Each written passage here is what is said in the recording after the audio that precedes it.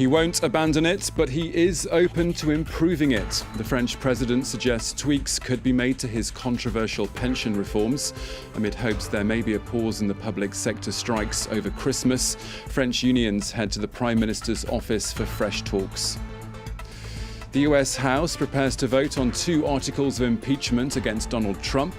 On the eve of a crunch debate on Capitol Hill, the president takes aim at his Democrat rivals once again, calling the proceedings an illegal attempted coup. And postponed until the new year, petitions against India's new citizenship law won't be heard by Supreme Court judges until January. But anger continues to boil over, with thousands protesting against what they see as being an anti-Muslim text. Hello and a very warm welcome back to the France 24 newsroom. I'm Thomas Waterhouse. Now, a day after they announced they wouldn't be downing weapons for Christmas, leading French unions are meeting with the government once again this Wednesday. The French president's office, the Élysée Palace, has issued a statement to say that he won't be dropping his plans to simplify the country's pension system, plans which have sparked outrage, protests and strikes for 2 weeks now. But Emmanuel Macron is said to be willing to improve his blueprint, especially with regards to the so-called pivot retirement age of 64.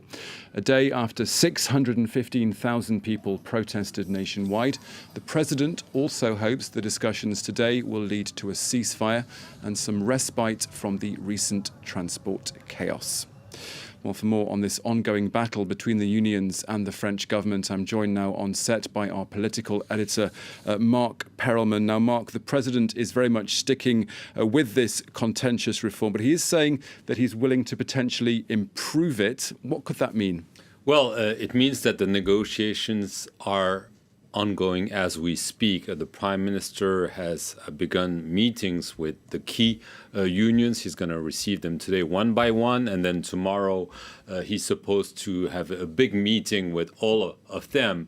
And so the president, by saying, I won't back down, but I'm ready to improve it, is showing that he's firm on the principles, but flexible when it comes to implementation. And in those negotiations, clearly, the devil is in the details. And so the fact that he's showing some flexibility is an encouragement to have productive talks between the Prime Minister and the unions. What Emmanuel Macron needs to do, what Edouard Philippe, the Prime Minister, needs to do, is bring along the more reformist unions, especially the CFDT, the largest union in France. The CFDT joined the demonstrations yesterday because they're furious about what you mentioned, the pivot age that was decided at 64. They say, we don't want this. We agree with the gist of the reform, but this we do not want because they see it as a way for the government to essentially save money and eventually lower pensions. And so this is the fear. The government has to find a way to allay those fears without appearing to back down. So it's a very tough balancing act, but this is what they need to perform in the next few days if they want to get out of this major strike and demonstration movement we're seeing for the past 2 weeks now. And of course, there's a question that many holidaymakers, commuters are desperate to have an answer to. And will there be, or how likely will we see a truce for this Christmas? Well, a lot will depend on the outcome of those talks today and tomorrow between the unions and the Prime Minister. Some unions have already indicated that they do not want to block the country during the Christmas period. So there's a possibility that there might be a truce. The problem is the ideal for the government would be a peace, not a truce, because a truce by definition means that you stop, but then you begin again. And this could happen at the beginning of next year. And this would prove a big problem for the government, because having the unions on the streets is one thing, but then having the business community already saying, this is not good for us, people are not doing their Christmas shopping and so on. If this lasts, this will have an impact, and there'll be a lot of pressure on the government to back down. Emmanuel Macron knows that this is, for him, the mother of all reforms.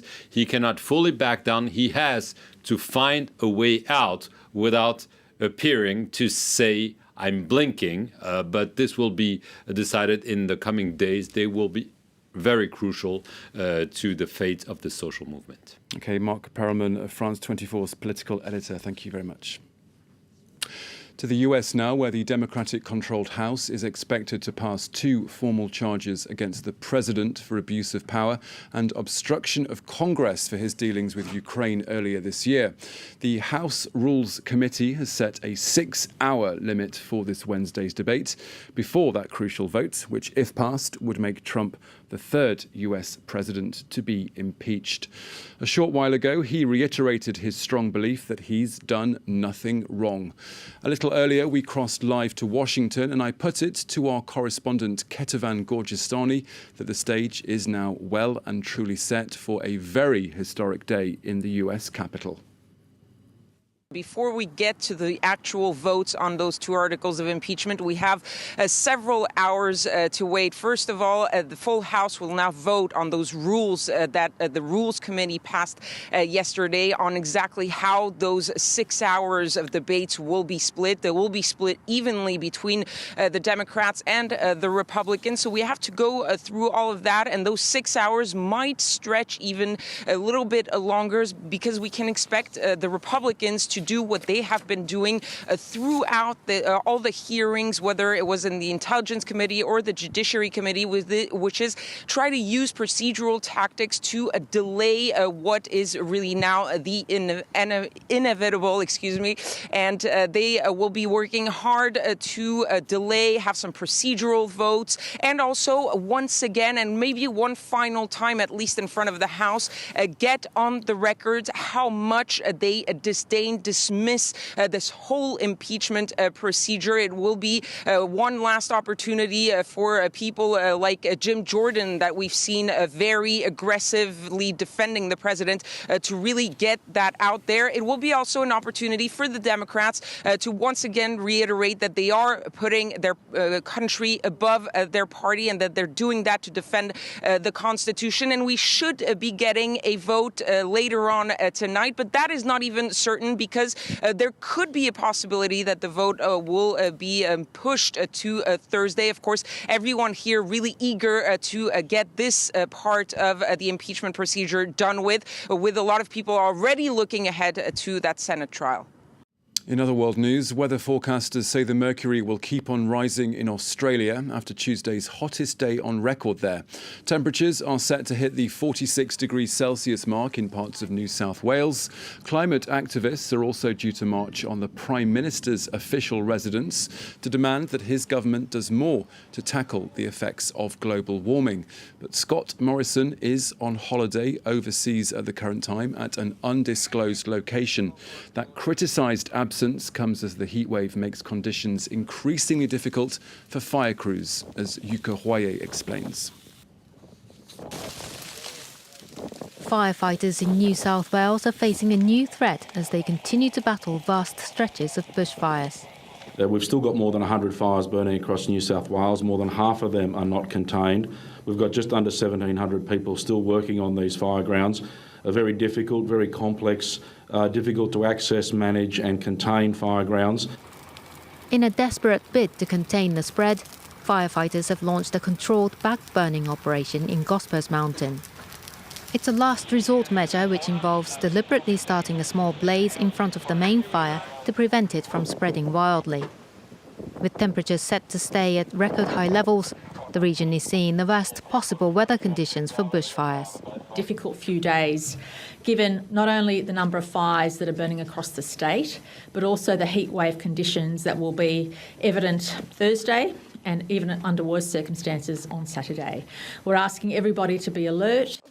On Tuesday, Australia logged the average nationwide temperatures of 40.9 degrees Celsius, a new record, beating the previous high of 40.3 degrees in 2013. As conditions worsen, West Sydney could tip over 46 degrees on Saturday. Now, is India's new Citizenship Amendment Act constitutional?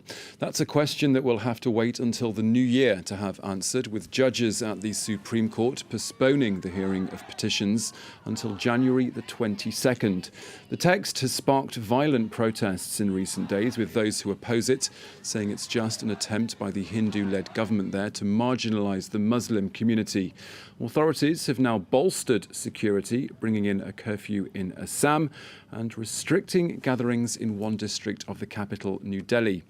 A little earlier here on France 24, we spoke to our correspondent there, Shreya Banerjee, and this is what she had to say. It's triggered widespread protests across the country. It's been called anti-Muslim in most of these protests. Last week, they were triggered off last week when this bill was passed through Parliament. In the state of Assam and other northeast states, there were protests because they were worried about a huge influx of migrants, particularly from Bangladesh, which they fear will change the demographics of the state and dilute local culture.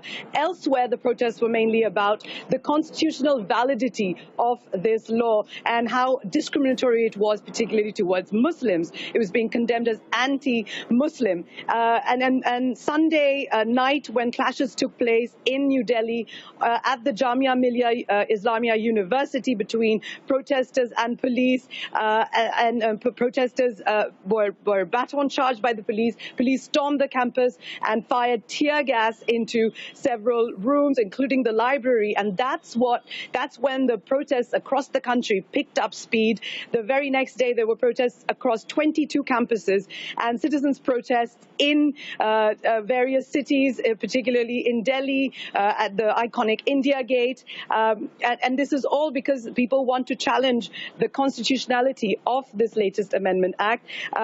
Opposition parties and chief ministers, the highest elected official of various states of the country, have said that they're going to challenge this law, that they won't implement it. How far that will be legally possible remains to be seen. Protests continue today as well across the country. That was Shreya Banerjee reporting there from New Delhi. Some silver screen news now, and the wait is finally over for Star Wars fans. The conclusion to the Skywalker saga is opening in cinemas this week, 42 years since George Lucas's first galactic creation. Long have I waited. It's certainly been a long time coming. The Rise of Skywalker is the 9th and final installment in the epic family saga, which first hit the big screen 42 years ago.